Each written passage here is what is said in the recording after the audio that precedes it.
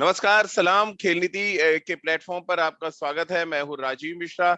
आज बात करेंगे आईपीएल में क्या कुछ हुआ है 29 मैचों में, और इन 29 मैचों में भारतीय खिलाड़ियों ने कैसे अपना परचम लहराया। और पहली बार आईपीएल इतिहास में ऐसा हुआ है कि चाहे वो गेंदबाजी की हम बात करें या बल्लेबाजी की बात करें या कप्तानों की बात करें, हर जगह गेंदबाज छाए रहे। हालांकि अब आईपीएल स्थगित कर दिया गया है, यानी कि पोस्टपोन कर दिया गया है, और अगला चरण आईपीएल का कब होगा ये किसी को पता नहीं। लेकिन अच्छी बात यह है कि खिलाड़ी अब अपने घर जा रहे हैं। खासतौर से हम फॉरेन प्लेयर्स की बात करें तो फॉरेन प्लेयर्स में से कुछ अपने देश पहुंच चुके हैं और कुछ के लिए रास्ता बना दिया है बीसीसीआई ने।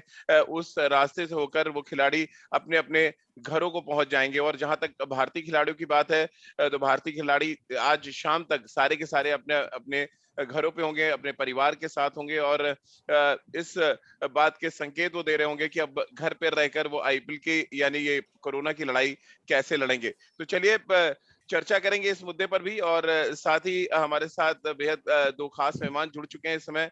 सबा करीम इस समय अहमदाबाद से हमारे साथ जुड़ रहे हैं। इसके अलावा राजकुमार शर्मा जी दिल्ली से हमारे साथ जुड़े हुए हैं। सबा भाई, पहले तो यही जानना चाहेंगे कि दिल्ली टीम के जो फॉरेन प्लेयर्स थे क्या वो जा चुके हैं, और जो हमारे हिंदुस्तान के खिलाड़ी हैं वो कब तक अपने अपने घरों तक पहुंच जाएंगे? देखिए, जो ऑस्ट्रेलियन कंटिंजेंट है वो कल शाम यहाँ से रवानगी हो गई है उनकी। वो सारे खिलाड़ी जो हैं इस समय मालदीव्स पहुँच चुके हैं। वहाँ पे 14 दिन उनको रहना होगा। मालदीव्स चूँकि ओपन कंट्री है, वहाँ पर क्वारंटीन की ज़रूरत है नहीं। और वहाँ से जब वो फिर ऑस्ट्रेलिया जाएंगे, ऑस्ट्रेलिया एंटर करने के बाद उनको वहाँ पे 14 डेज का क्वारंटीन है। उसके बाद ही वो अपने अपने घर जा सकते हैं। दक्षिण अफ्रीका के जो 1 या 2 प्लेयर्स हैं, उनकी भी फ्लाइट आई थिंक कल रात की थी, आज सुबह की थी, वो भी निकल गए होंगे। तो हर एक जो ओवरसीज खिलाड़ियों का इंतजाम हो गया है। जो डोमेस्टिक क्रिकेटर्स हैं, अब जैसे हम लोग शाम की चार्टर्ड फ्लाइट लेकर वापस दिल्ली आ रहे हैं, 7 बजे की हमारी फ्लाइट है। तो इंतज़ाम सारा कुछ हो गया है। कई कई सारे जो मुंबई के खिलाड़ी हैं वो कल सुबह ही यहाँ से निकल गए थे बस से। तो इंतज़ाम तो कम से कम जाने का बहुत ही अच्छा हो रहा है। जी। दिल्ली कैपिटल्स की जो फ्रेंचाइज है उनमें से हम सभी लोगों का 2-2 बार आरटी-पीसीआर टेस्ट हुआ है। दोनों नेगेटिव रिजल्ट्स आने के बाद ही यहाँ से सारे खिलाड़ी निकल रहे हैं धीरे-धीरे करके। राजकुमार जी, विराट से आपकी बात हुई? क्या विराट भी पहुंच चुके हैं मुंबई? उनकी टीम भी अब अलग अलग जहां पे जिन खिलाड़ियों को जाना था वो जा चुके हैं? बिल्कुल, वो अपने घर पहुँच चुके हैं। कल सुबह ही पहुँच गए थे जी। राजीव वो, और वो तो बहुत जल्दी में रहते हैं अपने घर जाने के हमेशा, जी। और चाहते हैं कि सभी उनके प्लेयर्स भी जल्द से जल्द अपने घर पहुँचे और सेफ रहें, क्योंकि फैमिली के साथ रहना उनकी प्रायोरिटी होती है हमेशा। काफ़ी लंबे समय तक ये लोग टूर करते हैं, तो अक्सर समय ढूँढते हैं कि अपने फैमिली के साथ कैसे वक़्त गुज़ारा जाए, जी। और ये तो एक डिफिकल्ट पीरियड है, इसमें सभी चाहते हैं कि अपनी फैमिली के साथ रहें। तो विराट और उनके जो इंडियन प्लेयर्स हैं, वो सब तो पहुंच चुके हैं अपनी टीमों में, अपने घरों चलिए, में। अब थोड़ी बात कर लेते हैं 29 मैचों की, क्योंकि हमेशा कहते हैं कि जब बहुत ज्यादा नेगेटिव एनवायरनमेंट हो तब आप पॉजिटिव चीजें वहां से कैसे निकाल कर लाते हैं, ये बड़ा इंपॉर्टेंट होता है। और क्योंकि 29 मैच जो खेले गए वहां पर बहुत सी ऐसी पॉजिटिव बातें हुई जो भारतीय क्रिकेट के लिए कम से कम एक अच्छे संकेत हैं, शुभ संकेत इसको माने जा सकते हैं। खासतौर से अगर हम बल्लेबाजी में बात करें, कई युवा खिलाड़ियों ने बहुत शानदार प्रदर्शन किया। गेंदबाजी में कुछ ऐसे चेहरे निकलकर सामने आए जिनसे हम बेहतर भविष्य की उम्मीद कर सकते हैं। और सबब शुरुआत अगर हम बैटिंग डिपार्टमेंट से करें, एक तो मैन ऑफ द मैच ज्यादातर मैचों में 29 मैचों में भारतीय खिलाड़ी रहे। इसके अलावा अगर हम टॉप 5 बल्लेबाजों की लिस्ट पर नजर डाल रहे तो वहां पर फाफ डु प्लेसिस को हटा दे तो 4 भारतीय बल्लेबाज हैं। और उन 4 भारतीय बल्लेबाजों में 2 एक्सपीरियंस बैट्समैन है, तो 2 हमारे युवा जनरेशन के बैट्समैन है। तो युवा जनरेशन से ही शुरुआत कर लेते हैं। जिस तरह की बैटिंग पृथ्वी शॉ ने की है और वो दिल्ली कैपिटल से आते हैं, एक तरह से रिवाइवल उनके लिए माना जाए, संजीवनी देने का काम किया है इस आईपीएल ने। क्योंकि एक समय ऐसा था सेलेक्टर्स की गुड बुक से वो हट चुके थे ऑस्ट्रेलिया दौरे के बाद।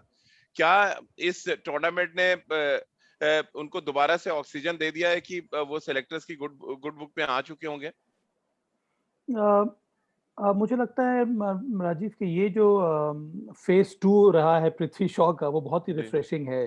जिस तरह से उन्होंने डोमेस्टिक मैचेस को अप्रोच किया, जिस तरह से उन्होंने आईपीएल के मैचेस में बल्लेबाजी की, जितनी मेहनत उन्होंने अपने तकनीक पे की, अपने टेम्परामेंट में की, और बहुत कुछ निर्भर करता है कि कोच आपको क्या-क्या प्रोवाइड कर रहा है। देखिए बहुत सारे डेटा अवेलेबल हैं, पृथ्वी शॉ के इंटरनेशनल मैचेस के डेटा अवेलेबल हैं, आईपीएल में पिछले साल उन्होंने किस तरह से बल्लेबाजी की थी, बॉलर्स उनको कहाँ पे टारगेट कर रहे हैं।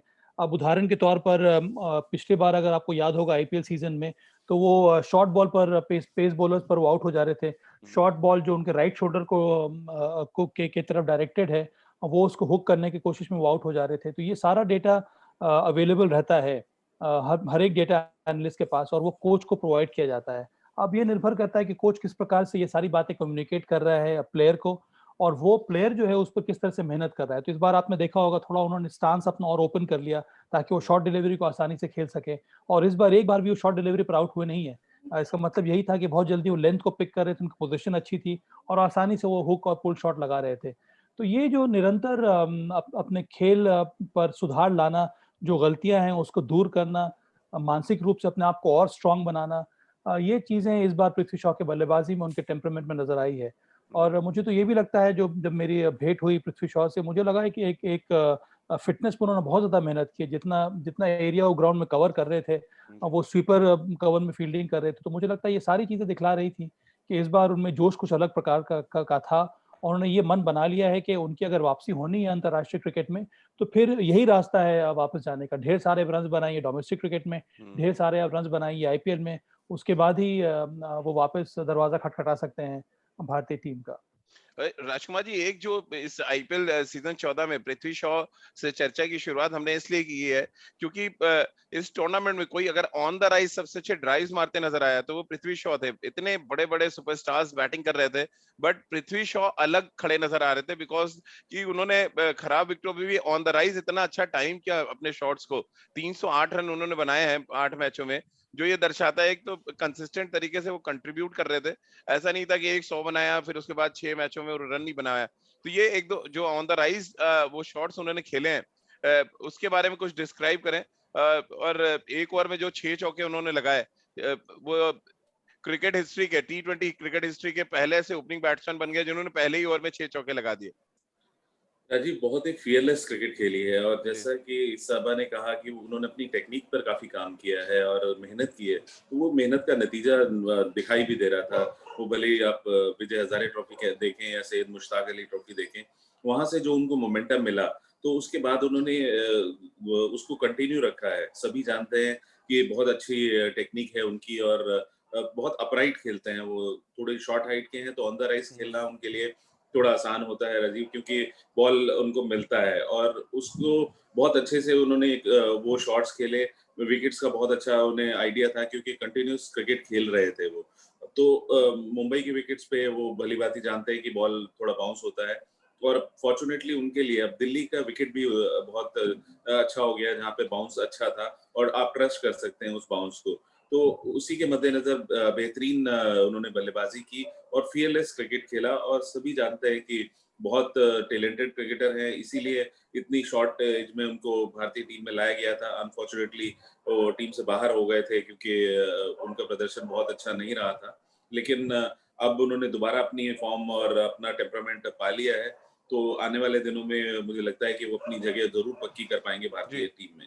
सभा में क्योंकि ऑन द राइज शॉट्स की बात कर रहा था, और ये जो जहाँ पे डबल स्पेस्ड विकेटें हैं या जहाँ पे डबल बाउंस है यानी दोहरी उछाल है, वहां पे इजी नहीं होता खेलना। कैसे आप पृथ्वी शॉ की टेक्निक को डिस्क्राइब करेंगे, उनकी ग्रिप को कैसे आप बताएंगे जो हमारे व्यूवर्स सुन रहे हैं, हमारे जो दर्शक देख रहे हैं, क्योंकि ये बड़ा इंपॉर्टेंट होता है आप ग्रिप कैसे करते हैं बैट को ऑन द राइज खेलने के लिए।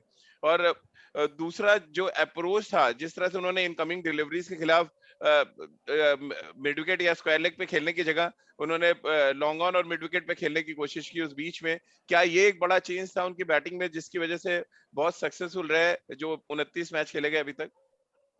हाँ राजीव, ऑन द राइज खेलना उतना आसान होता नहीं है। ऑन द राइज निर्भर करता है आपके बैट स्पीड और इम्पैक्ट पे, कि आपकी जो बैकलिफ्ट है वहां से जो बल्ला नीचे आ रहा है उसकी स्पीड क्या है, और आप कब कनेक्ट कर रहे हैं बॉल के साथ। जब आप अपने सर के नीचे, आंखों के नीचे कनेक्ट कर रहे हैं, तभी आपकी टाइमिंग नजर आएगी, जो कि पृथ्वी शॉ के बल्लेबाजी में देखने को मिलती है। एक बहुत बड़ा एडवांटेज पृथ्वी शॉ के साथ यह है कि उनकी जो बैकलिफ्ट है, हाई बैकलिफ्ट है। घूम के बल्ला बल्ला आता है। पर अच्छी बात ये ब्रायन है कि लारा जब की याद बल्ला, दिलाते हैं, ऐसे लगता हाँ है कभी हाँ कभी हाँ, जी। जब बल्ला नीचे आता है पर तो उनका सीधा आ रहा है। ये एक परेशानी हो रही थी उनको ऑस्ट्रेलिया दौरे पे, कि जब उनका बल्ला नीचे आ रहा था तो एक एंगल पर आ रहा था, वो एक गैप बन जा रहा था। उस पर उन्होंने बहुत ज्यादा मेहनत की है, तो मुझे लगता है उसमें थोड़ा बहुत सुधार हुआ है। दूसरा एडवांटेज ये होता है, जिस खिलाड़ी का बैकलिफ्ट बहुत बड़ा हो उसके पास एडवांटेज होता है कि वो विकेट के हिसाब से अपने बैट स्पीड बदल सकता है। जी कहने का तात्पर्य यही है कि अगर आप ब्रायन लारा की बल्लेबाजी देखेंगे तो उनका बैट ऊपर से आता था, पर जैसे ही बॉल को मीट कर रहे हैं, अगर विकेट स्लो है तो आसानी से बॉल को वो बैट स्पीड को एडजस्ट कर लेते थे। इसीलिए ब्रायन लारा बहुत ही शानदार प्लेयर थे, और स्पिनर्स के लिए भी, जी और टर्निंग ट्रैक पे भी उतनी अच्छी बैटिंग करते थे। तो कुछ वही यहाँ पर बल्लेबाजी में पृथ्वी शॉ के लिए भी नजर आ रहा है। तो अगर आपकी बैकलिफ्ट बहुत ज्यादा ऊंची है, हाई बैकलिफ्ट से अगर आप बैटिंग कर रहे हैं, तो फिर आप बैट स्पीड को एडजस्ट कर सकते हैं। अगर जी विकेट अच्छा है, बॉल सीधे बल्ले पर आ रही है, तो उसी स्पीड से आप कनेक्ट कर सकते हैं। अगर बॉल थोड़ी फंस कर आ रही है तो फिर आप आसानी से एडजस्ट कर सकते हैं, पर आपको जी मोमेंटम मिलता रहता है। इसीलिए आपने देखा होगा कि धीमी विकेटों पे भी वो ऑन द राइज खेल सकते हैं, जी क्योंकि उनके बैकलिफ्ट से मोमेंटम इतना ज्यादा मिल रहा है। तो ये जी एक बहुत बड़ा एडवांटेज है पृथ्वी शॉ के साथ। अब मैंने पहले ही कहा कि थोड़ा उन्होंने स्टांस अपना ओपन कर लिया है, इसीलिए जो ऑन साइड में स्क्वायर विकेट खेलते थे या फिर फाइन खेलने की कोशिश करते थे, वो बल्ला सीधा चलता है, और मिड ऑन या लॉन्ग ऑन की तरफ उन्होंने इस आईपीएल में कई सारे शॉट्स लगाए, ओवर बाउंड्री भी लगाए, और फिर ऑन ड्राइव भी चौके के लिए भी उन्होंने शॉट्स लगाए हैं। तो ये एक बहुत बड़ा अंतर मुझे इस बार पृथ्वी शॉ के बल्लेबाजी में देखने को मिल रहा है। राजकुमार जी एक और राजीव, यहाँ पे जी मैं थोड़ा सा ऐड करना चाहूंगा उनकी जी टेक्निक में कि उनका बैकलिफ्ट तो बहुत हाई है, लेकिन अभी जो उनका डाउन स्विंग हुआ है, जो बैट नीचे आता है, वो काफी सीधा आ रहा है। अर्लियर वो गली से आ रहा था तो बैट का एक एंगल बंद हो जा रहा था और इनकमिंग डिलीवरीज पर उनको प्रॉब्लम हो रही थी, और इसीलिए वो बहुत ज्यादा स्क्वायर ऑफ द विकेट्स खेल रहे थे।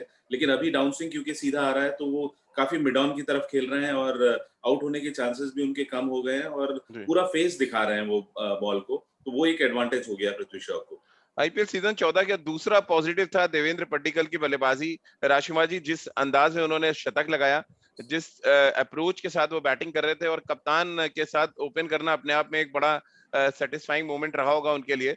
कैसे आप देखते हैं, क्या कुछ इम्पैक्ट उन्होंने डाला आईपीएल सीजन 14 में? जब ये टूर्नामेंट स्थगित हुआ तब तक तो एक ब्राइट स्टार के तौर पे उनको देखा जाने लगा था।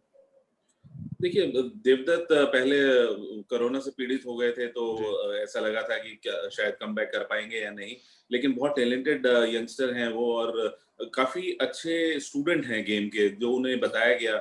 जैसे मेरी बात भी होती थी विराट से, तो जो उनको बताया जाता है कि आपकी ये गलतियां हैं, अगर आपने पहले देखा होगा कुछ मैचेस में वो फ्लिक मार के स्क्वायर लेग वगैरह में आउट हो जा रहे थे, जी क्लियर नहीं कर पा रहे थे क्योंकि बॉडी वेट थोड़ा उनका आगे गिर जा रहा था ऑस्टम की तरफ। तो वहां पर उन्होंने अपने हेड को कंट्रोल किया और बहुत कोशिश की।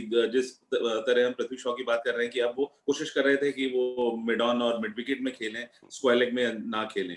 तो उसी के मद्देनजर एक बेहतरीन पारियां उन्होंने खेली और दिखाया कि उनमें क्या मादा है। और मुझे लगता है कि वो भी एक फ्यूचर है। तो एक बहुत हेल्दी कंपटीशन हो गया है। अब मयंक अग्रवाल है, केएल राहुल हैं, देवदत्त पट्टिकल हैं, पृथ्वी शॉ हैं, तो ये सभी बल्लेबाज बहुत शानदार फॉर्म में हैं। और हमें नहीं भूलना चाहिए राजीव की हमारे जो ओल्ड गन गब्बर हैं, वो बहुत शानदार बल्लेबाजी कर रहे हैं। उन्होंने भी अपना दावा पूरी तरह से पेश किया हुआ है कि वो भी इस टीम में अपनी जगह बनाने के लिए बिल्कुल तैयार हैं। तो एक बहुत हेल्दी कंपटीशन है, और देवदत्त पट्टिकल उसमें एक बहुत ऊपर मैं रखूंगा उनका नाम, क्योंकि बहुत एक एलिगेंट है, बहुत अच्छा टेक्निक है उनका, और उतना ही अच्छा उनका टेम्परामेंट है। सभा भाई, जो बात राजकुमार सर ने कही उसी को अगर मैं थोड़ा आगे बढ़ाऊं, ऐसा लग रहा है आईपीएल सीजन 14 के जो 29 मैच हुए हैं उसमें एक चीज निकल कर कॉमन आई है कि ओपनर्स ने भारतीय टीम तक पहुंचने की लड़ाई को बहुत बढ़ा कर दिया है। क्योंकि दो ओपनर्स पे तो हम बात कर चुके हैं, पृथ्वी शॉ और देवेंद्र पट्टिकल। अब मैं जो तीन ओपनर्स की बात करूंगा उन सभी ने इस सीजन 14 में इम्पैक्ट डाला। वो चाहे हम बात करें मयंक अग्रवाल की, या हम के राहुल की बात कर लें, या शिखर धवन की बात कर लें। कैसे आप देख रहे हैं ये जो पूल है? और खासतौर से मयंक अग्रवाल की बात करें, वो भी पृथ्वी शॉ वाली कैटेगरी में थे। ऑस्ट्रेलिया दौरे से उनको भी हटाया गया टीम से, वो आके उन्होंने काम किया अपनी बैटिंग पे, और जो बैटिंग उन्होंने 99 रनों की पारी खेली, वो one of the best innings थी इस सीजन 14 की।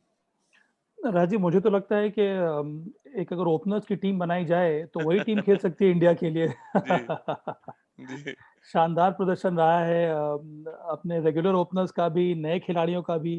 अ, एक चीज़ जो मुझे नज़र आ रही है, 1-2 खिलाड़ी हैं जिन्होंने उतना ज़्यादा प्रभावित नहीं किया, जो जी, एक्सपेक्टेशंस थे उनसे, उसके मुताबिक उन्होंने परफ़ॉर्म नहीं किया है। पर मयंक के बारे में बात क की आपने, मयंक हो गए, केएल राहुल हो गए, शिखर धवन हो गए।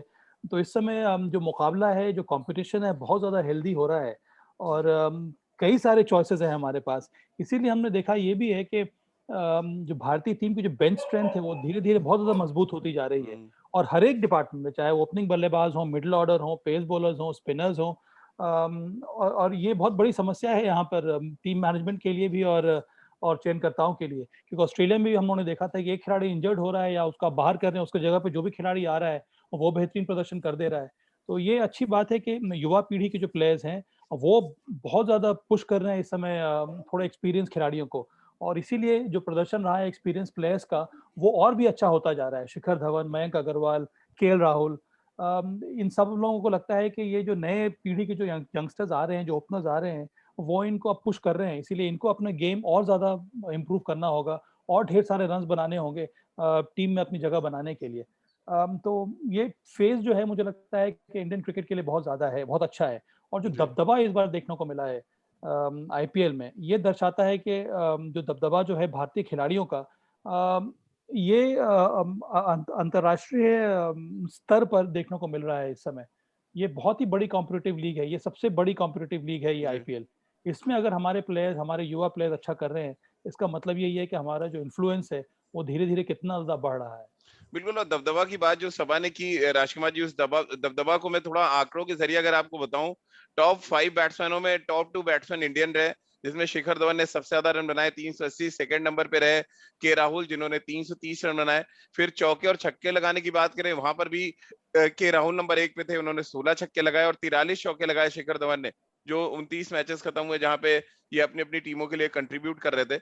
और शतक लगाने के अगर हम बात करें, वहां भी 2 भारतीय बल्लेबाजों ने शतक लगाया। जॉस बटलर ने एक शतक जरूर लगाया। इस टूर्नामेंट में हाईएस्ट स्कोर उनके नाम पे रहा। लेकिन ओवरऑल अगर आप देखें तो जो सभा कह रहे हैं, दबदबा वाकई नजर आया इस सीजन 14 में, और ये बहुत लंबे अरसे के बाद ऐसा हुआ है आईपीएल हिस्ट्री में कि टॉप 5 जो हमारे जो बल्लेबाजों में 4 बल्लेबाज हों, या चौके और छक्के लगाने की बात करें, यहाँ पे Chris Gayle, Nicholas Pooran, Hetmyer की लोग बात करते थे, आंद्रे रसेल की बात करते थे, लेकिन सडनली आप लिस्ट पे नजर डालें तो के राहुल और शिखर धवन का नाम नजर आता है। बिल्कुल राजीव, ये बहुत खुशी की बात है कि जी, भारतीय बल्लेबाजों ने डोमिनेट किया है, भले ही आप रन स्कोरिंग में देखें या चौके-छक्के मारने में। तो ये एक अच्छी न्यूज़ है और ये ग्रेजुअली होना था। कुल मिलाकर अगर आप देखें तो ये इंडियन प्रीमियर लीग है और इसका एडवांटेज भारतीय खिलाड़ियों को होना था।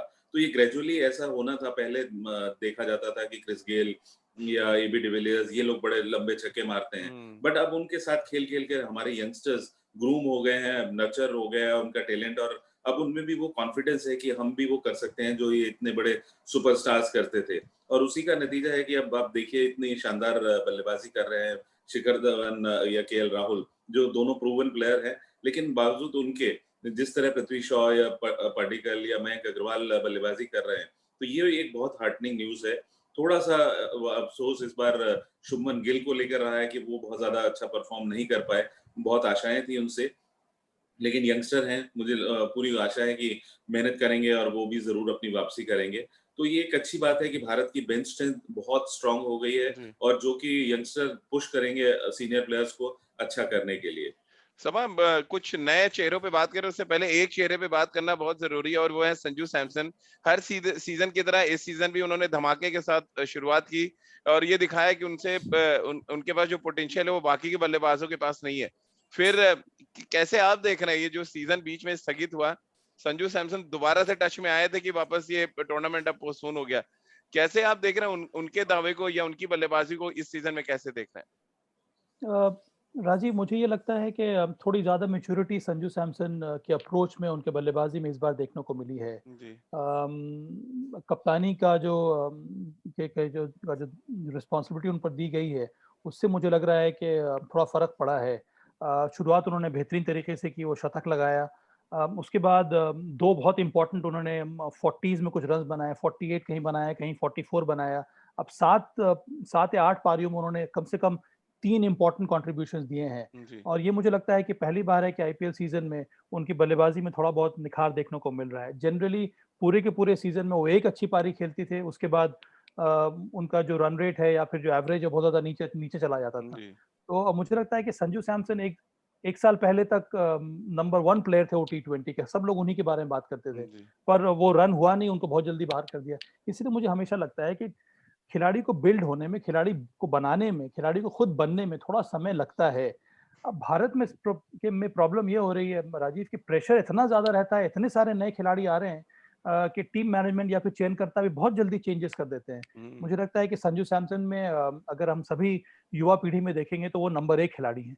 जितना एफर्टलेस उनकी बल्लेबाजी रहती है, जो टाइमिंग के साथ वो बैटिंग करते हैं, जिस प्रकार के बड़े-बड़े शॉट्स वो लगा सकते हैं, तो बहुत बहुत ज्यादा जरूरी है कि हम संजू सैमसन जैसे प्लेयर को शानदार तरीके से उनको हम ट्रीट करें, उनको जी। थोड़ा बहुत जगह दें, थोड़ा स्पेस दें, तभी वो खिलाड़ी मुझे तो लगता है कि Sanju Samson multi format player है। अगर जी। उनको ठीक तरह से ट्रीट किया जाए तो वो एक ऐसा खिलाड़ी है जो हर एक फॉर्मेट खेल सकता है। समय बॉलिंग डिपार्टमेंट में थोड़ी बात करें उससे पहले एक सवाल जो मेरे जहन में आता है, जैसे आपने कहा दबदबे की बात की कि इंडियन प्लेयर्स का दबदबा रहा, फिर हमने सबके जो स्कोरिंग का पैटर्न देखा वो बड़ा जबरदस्त रहा। चौके लगाने में शिखर धवन आगे तो के राहुल छक्के लगाने में आगे, शतक लगाने में भी 2 युवा भारतीय बल्लेबाज एक बार फिर सामने आए। लेकिन जो इन सब का अगर हम कंक्लूजन निकालें वो ये है कि हमारे बल्लेबाज जो स्ट्राइक रेट है उसकी अहमियत को शायद समझ चुके हैं पिछले 2-3 सालों में, और ये एक बड़ा फर्क नजर आया इस आईपीएल सीजन 14 में, और इसीलिए आपको लगता है कि डोमिनेटिंग जो क्रिकेट है वो इंडियन बैट्समैन ज्यादा खेल पाए। हाँ राजी, बहुत अच्छा पॉइंट आपने उठाया है यहाँ जी। पे। और इसका फायदा भारत भारत को वर्ल्ड कप टी20 में भी मिलेगा। जी। भारत में की जो टी20 की जो टीम है उसमें जो अगर आप टॉप 2 और 3 को देख लें तो उनका उनका स्ट्राइक रेट 125-130 का रहता है। अब पर इस बार आईपीएल में अगर आप देखेंगे तो बहुत बड़ा अंतर देखने को मिला है कि हर एक आईपीएल की टीम के जो कोच है उन्होंने इसी पर मेहनत की है कि जी। आपका जो स्ट्राइक रेट है वो कम से कम 140 से ऊपर का होना चाहिए। और जैसे जैसे आप समय बिता रहे हैं विकेट के ऊपर, और ज्यादा आपको स्ट्राइक रेट में प्रोग्रेस होना चाहिए। तो जो ब्लॉक्स है या टी20 में बैटिंग का, उसमें अब निरंतर परिवर्तन देखने को मिल रहा है। जी। 6 ओवर का पावर प्ले है, उसके बाद आप 4 या 5 ओवर के ब्लॉक को देखें, फिर आप 4 ओवर के ब्लॉक को देखें, और फिर आप अंत के 4 ओवर के डेथ ओवर के ब्लॉक को देखें। तो बहुत जरूरी है कि पावर प्ले खत्म होने के बाद भी जो स्ट्राइक रेट है उसको आप ऊपर ही बढ़ा के रखें। जो मोमेंटम आपको मिला है पहले 6 ओवर में, उसको नीचे करना नहीं है। कि सबसे आसान जी। रहता है बॉलर्स को बॉलिंग करना कब, वो 7वें और 8वें ओवर में। तो ये मौका हम बॉलर्स को क्यों दें?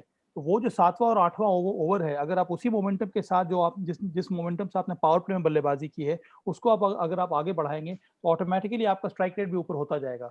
तो इन सब बारीकियों पर इस बार मेहनत की है भारतीय बल्लेबाजों ने, जी। और इसी का नतीजा है कि हर एक प्लेयर का जो स्ट्राइक रेट है वो 150 से ऊपर का चला गया है।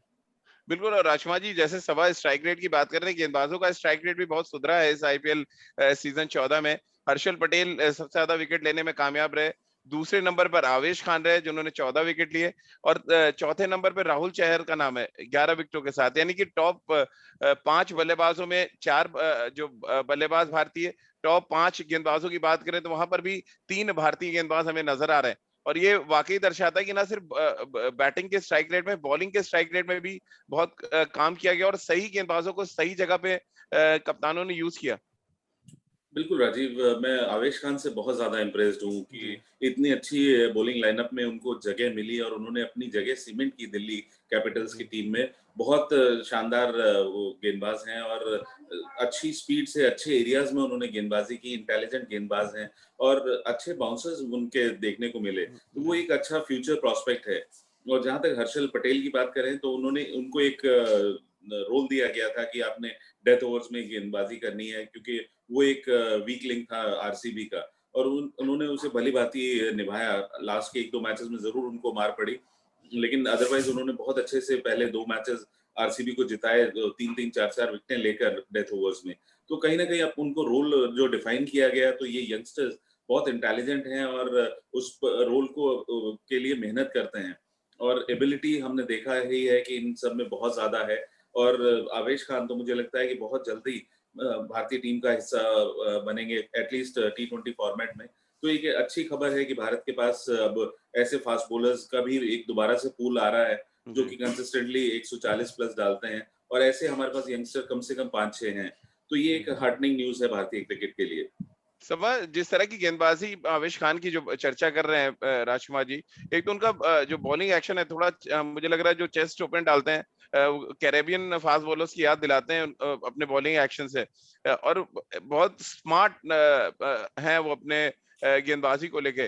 कैसे आप देख रहे हैं, जैसे राजकुमार जी कह रहे हैं बहुत बड़ा प्रोस्पेक्ट नजर आए इस आईपीएल सीजन 14 के सबसे ब्राइट स्टार के तौर पे उनको प्रेजेंट किया है राजकुमार जी ने, कैसे देखते हैं आप उनकी गेंदबाजी को? सबसे बड़ी बात है कि वो निरंतरता उनकी गेंदबाजी में देखने को मिल रही है। वो वन मैच वंडर वंडर नहीं है। जी अच्छी बात यह है कि दिल्ली टीम की जो मैनेजमेंट है उन्होंने उनको बैक किया है। पिछले सीजन भी उन्होंने अच्छी गेंदबाजी की थी और ऐसा लग नहीं रहा था कि इस साल उनको मौका मिलेगा। तो पहले मैच से ही उन पर वो भरोसा दिखाया गया है और उसी का लाभ इस समय आवेश खान को मिल रहा है। अच्छी बात आवेश के साथ ये भी है कि उनको एक तो डोमेस्टिक क्रिकेट का अनुभव है, उसके साथ साथ वो नेशनल टीम के साथ जुड़े हुए थे एक सब्स्टिट्यूट बॉलर के रूप में, एक नेट बॉलर के रूप में। तो वहाँ से भी उनको बहुत कुछ सीखने को मिल रहा है और जिस तरह का उनका सेमी फ्रंट ऑन एक्शन है उसका फायदा मिलता है। लंबे कद के खिलाड़ी हैं, जी स्ट्रॉन्ग बिल्ट हैं, वो एडवांटेज रहता है एक्स्ट्रा बाउंस का। उसके साथ साथ कटर्स अच्छा डाल लेते हैं। तो जिस तरह का विकेट मिला है इस बार आईपीएल में, धीमा विकेट भी है, तेज विकेट भी है। सभी कंडीशंस में उनकी गेंदबाजी उनके पास ऐसे इंटेलिजेंस है कि वो हर एक तरह की कंडीशंस में, जी हर एक प्रकार के ट्रैक्स में वो अच्छी गेंदबाजी कर सकते हैं। और सबसे बड़ी बात जो मुझे लग रहा है कि मैंने स्टैट्स भी उनको देखा है कि हर एक खिलाड़ी को किस कहाँ पे किस एरिया में बॉल डालना है, वो जी इनका एग्जीक्यूशन बड़ा अच्छा रहा है। तो उसका बहुत बड़ा बिल्कुल। फायदा मिला है इस बार आवेश को। राजकुमार जी, स्पिन डिपार्टमेंट पे भी थोड़ी बात कर ले। राहुल चहर ने 11 विकेट लिए, लेकिन चहल थोड़ा सा ऑफ कलर नजर आए। हरप्रीत बरार ने जिस तरह की गेंदबाजी की 2 मैचों में, लेफ्ट आर्म स्पिनर है, एक लंबे अरसे से हम देख रहे थे। अक्षर पटेल ने कोरोना के बाद बहुत अच्छी वापसी की। स्पिनर्स के प्रदर्शन को कैसे आप देखते हैं अब जो मैचेस खत्म हुए स्थगित होने के पहले तक? देखिए, उनका प्रदर्शन मैं कहूँगा एवरेज ही रहा है राजीव, बहुत अच्छा जी नहीं रहा भारतीय स्पिनर्स का प्रदर्शन, और मुझे उनसे ज़्यादा उम्मीदें थी इस प्रदर्शन से। और जी जहाँ तक हरप्रीत बरार की बात है, तो वो एक नए लेफ्ट आर्म स्पिनर हैं और उन्होंने सरप्राइज़ किया है सभी को। एक जी अच्छा प्रॉस्पेक्ट है, और जिस तरह अभी वो मैच्योर होंगे और जिस तरह उनको ग्रूम किया जाएगा, तो एक अच्छा वो प्रॉस्पेक्ट नज़र आ रहे हैं, क्योंकि हाई आर्म उनका बॉलिंग एक्शन है, अच्छा स्पिन करते हैं, और अभी वो डर नहीं रहे हैं फ्लाइट करने से। तो आगे जब मार पड़ती है तब स्पिनर थोड़ा-सा चोरी करने लगता है। तो वहाँ पर देखना होगा कि वो किस तरह ट्रांसफ़ॉर्म होते हैं, किस तरह के गेंदबाज़ बनते हैं, क्योंकि जब हम देखते हैं अक्सर यंगस्टर जो भी टीम में आते हैं बड़े अच्छे से फ्लाइट कर रहे होते हैं, लेकिन कुछ दिन बाद जब उनकी पिटाई होने लगती है तो फिर वो थोड़ा-सा राउंड आर्म हो जाता है। तो वहाँ पर अभी सीखने की बारी है, लेकिन एक सरप्राइज़ पैकेज था और उन्होंने सबको सरप्राइज़ किया और बेहतरीन विकेटें ली हैं। तो एक अच्छा प्रॉस्पेक्ट है, और जहाँ तक चहल की बात है, मुझे भी थोड़ा-सा उनसे ज़्यादा आशाएँ थी कि वो इससे बेहतर प्रदर्शन करेंगे, लेकिन वो एक चालाक गेंदबाज़ है वो, और ज़रूर वापसी करेगा। सभा बहुत संक्षेप में क्योंकि टाइम खत्म हो रहा है। जो राजकुमार जी कह रहे हैं कि स्पिनर से बहुत ज्यादा इम्प्रेस नहीं हुए इस आईपीएल सीजन 14 में, इत्तेफाक रखते हैं आप राजकुमार सर की बात से? हाँ, थोड़ा और अच्छी गेंदबाजी होनी चाहिए थी, जी खास करके जिस तरह के विकेट्स मिले हैं। चेन्नई में मैचेस हुआ है, मुंबई में भी बॉल कई बार फंस कर आई है। दिल्ली को अगर जी आप हटा दें, अहमदाबाद का विकेट भी सूट किया है स्पिनर्स को। पर दूसरी बात ये भी है राजीव के कई सारी टीमों ने सिर्फ एक स्पिनर को खिलाया है। जी अब पंजाब किंग्स ने अंत में लाके हरप्रीत बरार को खिलाया और उनके पास रवि रवि बिश्नोई को बिश्नोई थे। खिलाया। जी नहीं जी तो उसके पहले खिला नहीं रहे थे। राजस्थान रॉयल्स की वही हालत है। अब राहुल तेवतिया को आप रेगुलर स्पिनर डिफाइन नहीं कर सकते हैं, तो जी उनके पास बिल्कुल। स्पिनर है, उनको खिलाया नहीं। दिल्ली कैपिटल्स ने, हालांकि अक्षर पटेल जब फिट होकर आए तब उनको खिलाया गया। ये अमित मिश्रा ने अच्छी गेंदबाजी की, फिर उसके बाद आर अश्विन थे। जो स्पिनर्स हैं उन्होंने अपने हिसाब से गेंदबाजी ठीक जी ठाक की है, पर हाँ और भी ज्यादा इंप्रूवमेंट देखने को मिल रहा है। एक और बात है राजीव, मुझे लगता है कि इतने सारे अच्छे परफॉर्मेंसेस देखने को मिल रहे हैं, नेशनल टीम में एंट्री के लिए बहुत जरूरी है कि आप इन खिलाड़ियों को कम से कम 2 साल देखें जी आईपीएल सीजन में, और उसके साथ साथ उनका डोमेस्टिक भी देखें वहां पर किस प्रकार से परफॉर्म कर रहे हैं। उसके बाद आप उनकी एंट्री होनी चाहिए। ये इतनी ज्यादा जल्दबाजी भी नहीं होनी चाहिए खिलाड़ियों को नेशनल टीम में घुसाने की, क्योंकि जी जगह नहीं है आपके पास वहां पर। अगर आप बहुत जल्दी करेंगे तो फिर अंदर जो टीम बनी हुई है आपकी, वो बहुत ज्यादा इनसिक्योर हो जाएगी। जी चलिए सबा, बहुत बहुत शुक्रिया आपका। राजकुमार जी, आपका भी बहुत बहुत शुक्रिया तमाम जानकारी देने के लिए, क्योंकि जिस तरह की क्रिकेट भारतीय हमारे खिलाड़ियों ने खेली इस आईपीएल सीजन 14 में, अगर ये टूर्नामेंट पूरा होता समय से, तो शायद हमें कई सुपरस्टार्स भी और कई युवा सुपरस्टार्स देखने को मिलते, लेकिन अफसोस कोरोना संकट की वजह से ये टूर्नामेंट पूरा नहीं हो पाया। उम्मीद की जा रही है कि शायद T20 वर्ल्ड कप के बाद जो एक विंडो बच रही है, वहां पे बाकी 31 मैच कराए जाएं, और उन 31 मैचों के लिए हमारे युवा क्रिकेटर्स कितनी तैयारी करते हैं, ये देखना बहुत दिलचस्प होगा।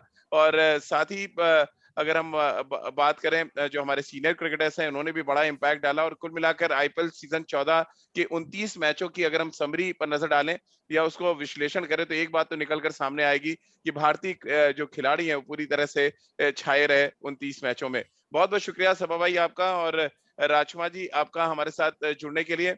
और खेल नीति से जुड़ने के लिए आप रोज हमारे साथ जुड़ सकते हैं। क्रिकेट के अलग अलग टॉपिक्स पे जो बारीकियां हैं क्रिकेट की, वो हम आप तक पहुंचाते रहेंगे अपने क्रिकेट एक्सपर्ट्स के माध्यम से। आप हमारे साथ जुड़ सकते हैं आईवीएम पॉडकास्ट के यूट्यूब चैनल पर और आईवीएम पॉडकास्ट के फेसबुक पेज पर। साथ ही आप इंस्टाग्राम और ट्विटर पर मेरे साथ जुड़ सकते हैं @राजीव मिश्र पे। आप अपने सवाल भेज सकते हैं। इसके अलावा खेल नीति का हर एपिसोड आप सुन सकते हैं आईवीएम पॉडकास्ट के प्लेटफॉर्म पर। साथ ही गाना, स्पॉटिफाई, सावन, गूगल पॉडकास्ट या आईवीएम पॉडकास्ट के अन्य प्लेटफॉर्म पे आप खेल नीति के हर एपिसोड को बहुत आराम से सुन सकते हैं। क्रिकेट की तमाम बारीकियों को सुन सकते हैं और समझ सकते हैं। बहुत बहुत शुक्रिया आपका हमारे साथ जुड़ने के लिए। IVM